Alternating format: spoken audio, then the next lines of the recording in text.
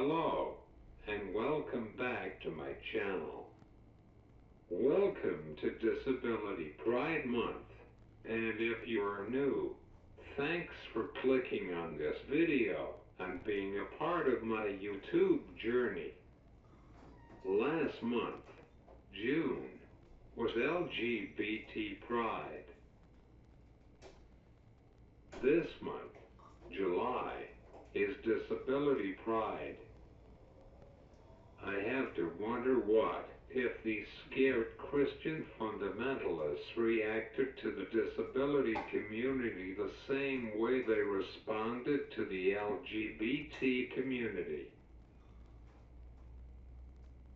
Most ordinary people would be outraged if Christian fundamentalists protested disability pride. Certainly, they would view the Westboro Baptist Church, the group that pickets members of our military funerals, and other Christian fundamentalist organizations who protest disability pride, saying that disability was God's, quote, punishment. People would have a very different view of these terrible organizations. So, instead, they take the opposite approach.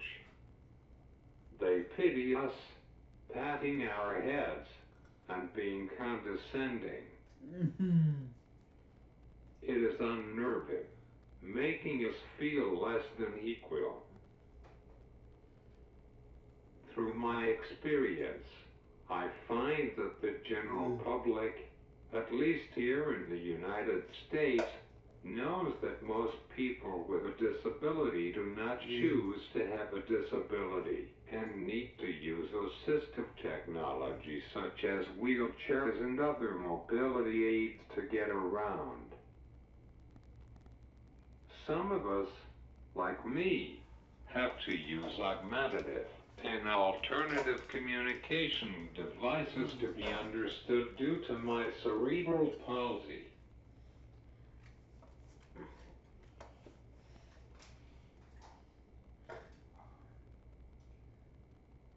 For my loyal followers, you would know that I did a video about Munchausen syndrome and Munchausen syndrome by proxy, and how horrible of a disease it is.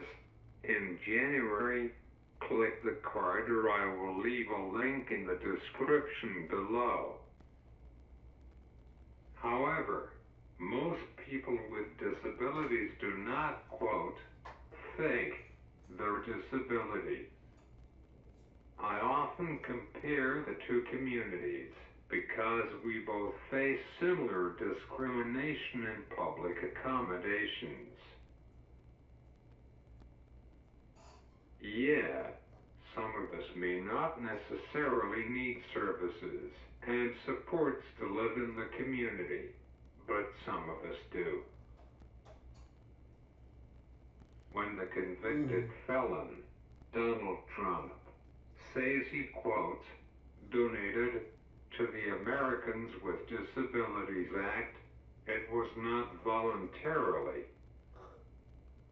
He was sued for not making his property wheelchair accessible or not providing reasonable accommodations, which violates the law and is punishmented to pay attorney fees.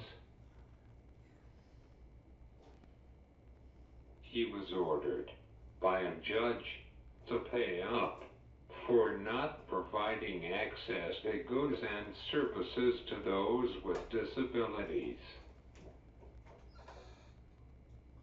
Same with Clint Eastwood. Do not make the mistake that he is for the disability community, because he is not. As soon as the new administration took over in 2016, they deleted all the pro-disability articles from the White House website and replaced them with products from the Trump Organization. Donald Trump and his cult would rather mock us than work with us. I try to be as politically neutral as I can on here, but you cannot ignore the cold hard truth. Remember, during the Holocaust, people with severe disabilities who lived in government institutions in Germany were sent directly to the gas chambers and the ovens. Same with gays and lesbians. Do not be misled. We were seen in Adolf Hitler's eyes as less than, even though we were around back in the beginning of time and will be here a long time after they are gone. Even today, some still believe we would be better off dead than being equal. According to the World Health Organization, an estimated 1.3 million people experience significant disabilities. This is why we need pride. In the United States, the only way people with disabilities could get services and supports is if they were institutionalized. Our brothers and sisters with disabilities could not make decisions about what they wanted to eat, who their roommates were, or what they wanted to do. They were at the mercy of nurses and other medical professionals who treated them not that kindly. I will leave a link to the full TV movie When You Remember Me starring Fred Savage and Ellen Burstyn in the description below. It might be fictionalized and some scenes were used for dramatic effect, but it gets the point across. It was only when the Gang of 19 in Denver, Colorado started to demand respect, equality, and their freedoms that the non-disabled community started to pay attention. On July 5th in 1971, at the intersection of Colfax and Broadway, 19 people, mostly in wheelchairs, blocked the city bus daring the police to arrest them. It is not as glamorous as the Stonewall protests. However, it was just as important to the fight for equality. It is the first time that people with severe disabilities have said, "We are here. We are taxpayers. Let us on the bus. We will ride. We will ride." From the two-day protest, we asserted our rights to be treated with respect and equality. We demanded that reasonable accommodations be made, such as ramps, lower counters, and braille for the blind, and low vision, among other things. We won wheelchair lifts on buses, a major victory in 1990. True, we might have to call Greyhound or Megabus 48 hours before.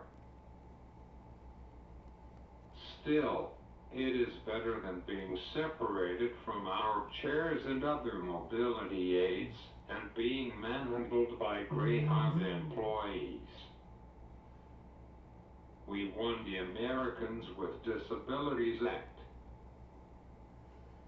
We won our right to get a free, appropriate public education in the least restrictive environment so that children with disabilities could be included, getting a real education, not segregated in basement classrooms, or worse, being barred from public schools.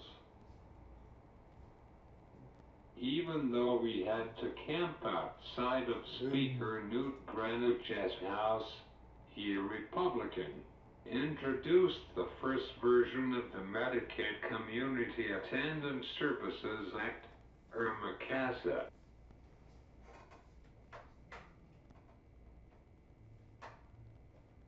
We are winning the right to live in our own homes, in the least restrictive environment possible. Former Senator Tom Harkin had sponsored the Senate version of the bill.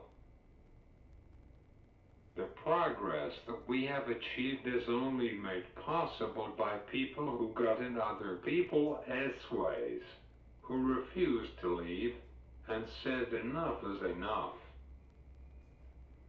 However, we have a long way to go.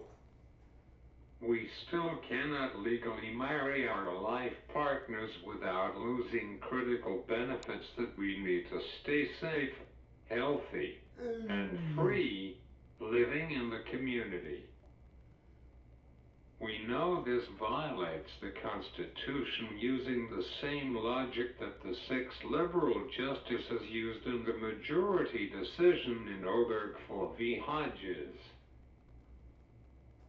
Children with disabilities in foreign countries are still wrongfully separated from their biological parents at birth and put in horrible orphanages and other institutions where their human rights are violated consistently.